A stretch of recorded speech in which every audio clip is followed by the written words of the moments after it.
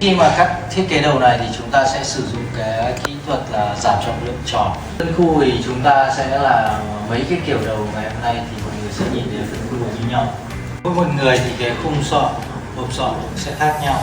Cho nên khi mà chúng ta phân khu thì chúng ta cần phải nhìn rõ để tạo cái sự cân bằng giữa trước và sau hai bên trái phải. Chúng ta sẽ bắt đầu từ khu phía đằng trước để cắt. Chúng ta sẽ bắt đầu từ phần khu đỉnh này, cái làm cái mảng tóc đầu tiên để lấy đường chuẩn.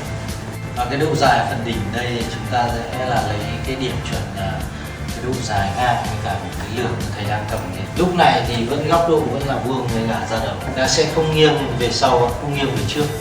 Trong cái quá trình cắt này phải yêu cầu khách là bao giờ cũng phải là thẳng đầu. Sau khi khu đỉnh chúng ta cắt xong rồi chúng ta sẽ chia đôi sang hai bên.